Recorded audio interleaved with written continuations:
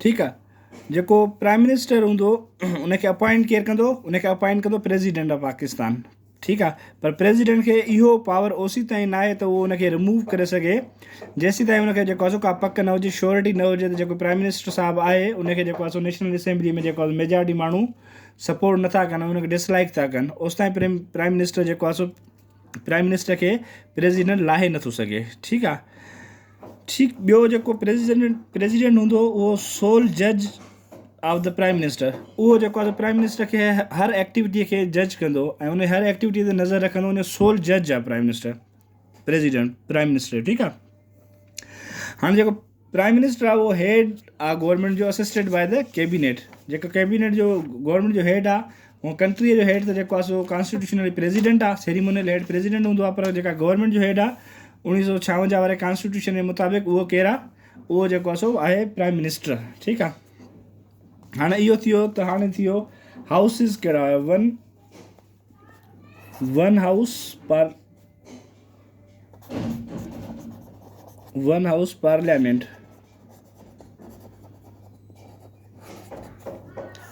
ठीकु आहे।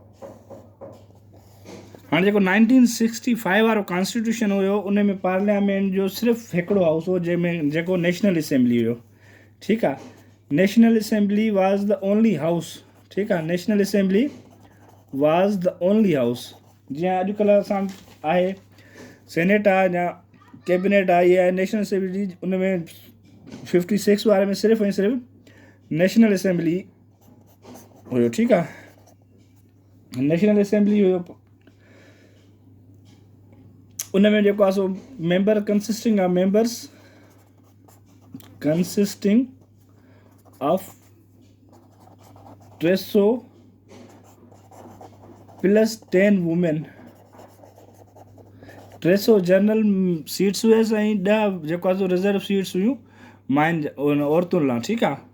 जेको आहे नेशनल असेंबली हिकिड़ो हाउस हुयो, हुन जीअं अॼुकल्ह 2 हाउसिस आहिनि, अपर हाउस ऐं लोअर हाउस। 56 वारे कॉन्स्टिट्यूशन में सिर्फ़ु नेशनल असेंबली हुयो। ठीकु आहे। ॿियो हुन में छा हुयो, पेरिटी खे मेंटेन कयो वियो, principle of parity was maintain. Principle of parity was completely maintained.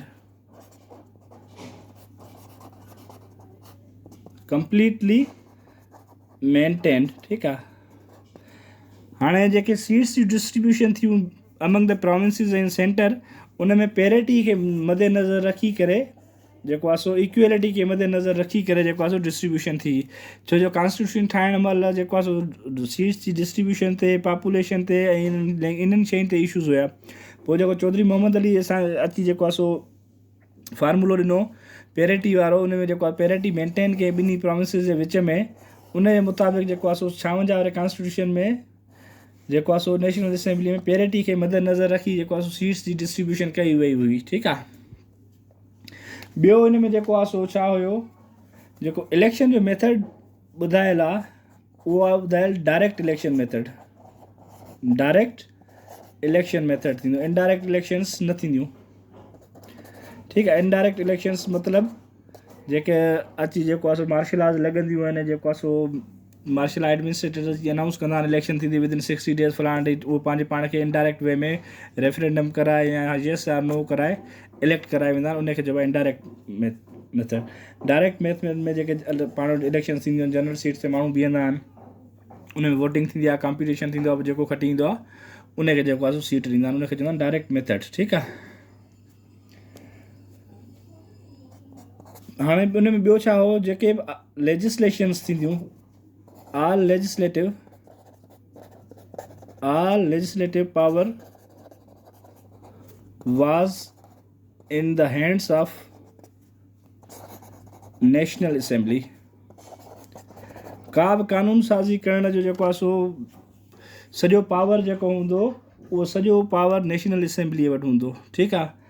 माना ऑल जेको लेजिस्लेशन जो पावर हूंदो उहो सॼो नेशनल असेंबली में वटि हूंदो। का बि कानून साज़ी नेशनल असेंबली कंदी, उन ते फाइनल अथॉरिटी पास जेको कंदो उहो प्रेसिडेंट कंदो। ठीकु आहे। हाणे प्रेसिडेंट खे वरी इहो पावर आहे, प्रेसिडेंट जेको आहे कैन रिटर्न उहो जेको असेंबली ठाहियो आहे कानून रिटर्न करे सघे थो, उनखे रिजेक्ट करे सघे थो, ठीकु आहे, उनखे रीसेट करे सघे थो, ठीकु आहे, विदाउट कंसल्टिंग नेशनल असेंबली। ठीकु आहे। हाणे प्रेसिडेंट खे वरी इहो पावर आहे जेको कानून साज़ी कनि था उनखे रिजेक्ट करे सघे थो, रिटर्न बि करे सघे थो, रीसेट बि करे सघे थो ऐं साइन बि करे सघे थो, एक्सेप्ट बि करे सघे थो।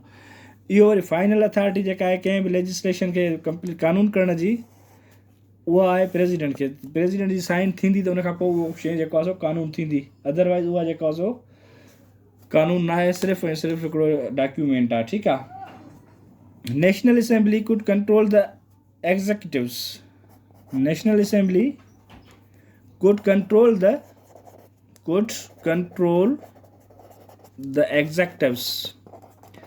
नेशनल असेंबली जेको आहे एग्जीक्यूटिव खे कंट्रोल करण जो पावर नेशनल असेंबली वटि हूंदो। ठीकु आहे।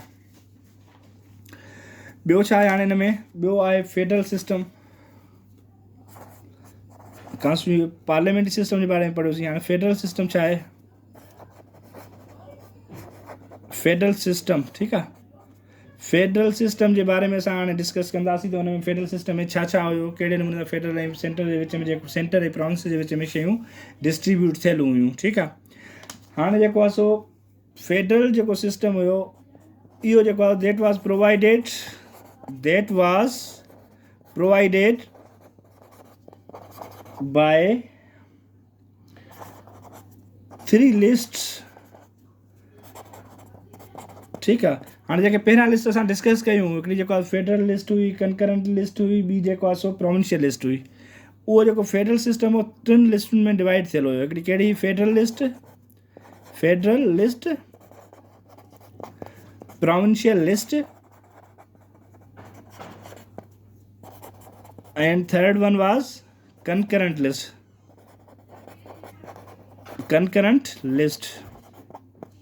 ठीकु आहे। हाणे फेडरल लिस्ट में कुझु अहिड़ा सब्जेक्ट्स हुआ जेके फेडरल वटि हुया, माना जेके सेंटर वटि हुया, जेके फाइनेंस हुयो या लेजिस्लेशन हुई या तव्हांजी जेको आहे सो सिक्योरिटी हुई, इहे अहिड़ा सब्जेक्ट्स हुया जेके फेडरल में हुया। प्रोविंशियल खे कुझु सब्जेक्ट जेके प्रोविंशियल खे कॉन्स्टिट्यूशन डिस्ट्रीब्यूट करे ॾिना विया, उहे प्रोविंसिस जी अथॉरिटी हुई, उन्हनि ते जेको आहे प्रोविंसिस खे लेजिस्लेशन करणी। कंकरेंट लिस्ट में उहे शयूं हुयूं जिन ते जेको आहे सो फेडरल ऐं जेको आहे उन्हनि खे प्रोविंसिस खे ॿिन्ही खे जेको आहे सो हुयो त जंहिंखे अप्रूव करण लाइ पहिरियां उनखे नेशनल असेंबली में पेश कयो वेंदो डिस्कशन लाइ, उन ते बहस मुबाहिसो थींदो, उनखां पोइ जेको आहे सो उनखे पास कजे या न कजे, उहो जेको आहे सो प्रेसिडेंट वटि अथॉरिटी हूंदी फाइनल।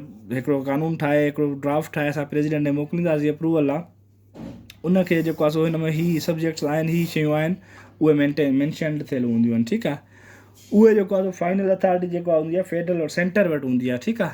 सेंटर चाहे त जेको आहे सो उनखे अप्रूव करे सघे थो ऐं सेंटर चाहे त उनखे रिजेक्ट करे सघे थो, माना सेंटर जे हथ में आहे। ठीकु आहे।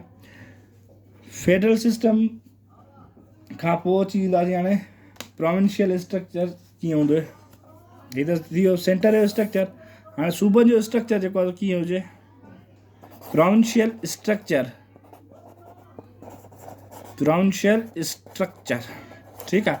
माना सूबनि जी हुकूमत जो स्ट्रक्चर जेको 1956 वारे कॉन्स्टिट्यूशन में ॿुधायल आहे, उहो कीअं ॿुधायल आहे, उन में ॿुधायल आहे त at the provincial level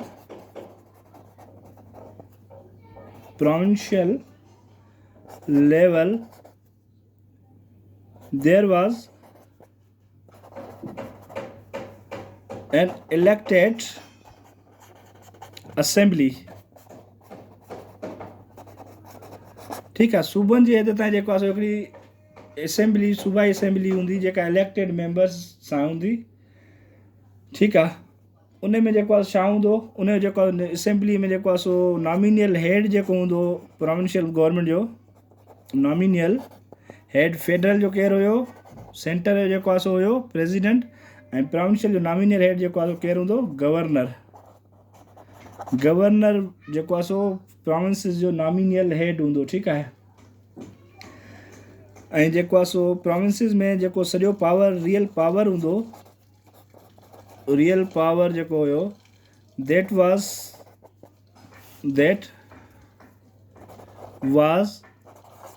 given in the hands of chief ministers. ठीक आहे। हाणे जेको रियल पावर हूंदो, जेको प्रोविंसिस लेवल ते जेके लेजिस्लेशन थींदी या जेके शयूं अमेंडमेंट करणियूं हूंदियूं या जेके चेंजिस करणियूं हूंदियूं, जेके शयूं अप्लाई करणियूं हूंदियूं, जेके शयूं इम्प्लीमेंट कराइणियूं हूंदियूं, उन्हनि सभिनी जो पावर जेको आहे सो कंहिं वटि हूंदो? उहो पावर जेको आहे तव्हांजे चीफ मिनिस्टर्स वटि हूंदो। हर सूबे जे चीफ मिनिस्टर खे जेको आहे सो उहो पावर हूंदो। ठीकु आहे। चीफ मिनिस्टर सां गॾो गॾु उन जी कैबिनेट में अची वेंदा जेके उन जा मेंबर्स हूंदा। ठीकु आहे। त उहे उन पावर खे एक्सरसाइज़ ऐं इंजॉय करे सघनि था। ठीकु आहे। कुझु पावर जेको आहे अहिड़ो आहे जेको सेंटर पाण वटि रखियो आहे। सेंटर वटि कहिड़ो पावर आहे? सेंटर वटि इहो पावर आहे त जीअं का एमरजेंसी लॻाए सघे थो, एमरजेंसी लागू करे सघे थो।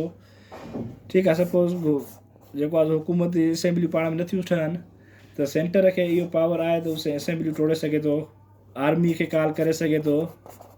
कॉन्स्टिट्यूशन में हुनखे राइट आहे।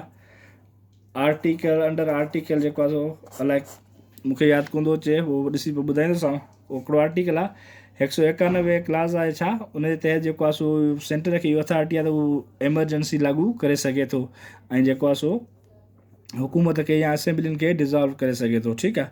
ॿी जेका सिक्योरिटी हुई ऐं फाइनेंस हुयो, उहो सेंटर पाण वटि रखियो, स्पेशली सेंटर पाण वटि रखियो। त उन्हनि ते जेको आहे सो जेके बि लेजिस्लेशन या जेको कुझु करिणो हुयो उहो सेंटर जी मदद खां सवाइ या सेंटर जी कंसल्टेशन खां सवाइ असां सिक्योरिटी या फाइनेंस जे बारे में को बि हथमी फ़ैसिलो न करे सघंदा हुआसीं। ठीकु आहे।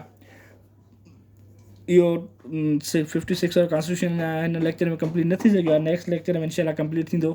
तव्हां उस हिननि शयुनि खे नोट करे वठो त फाइनल में जेको आहे असां हिनखे फुली जेको आहे वरी आख़िर में रिवाइज़ बि करे वठंदासीं त छा छा हुयो, छा छा अची सघे थो, कहिड़ा MCQs अची सघनि था।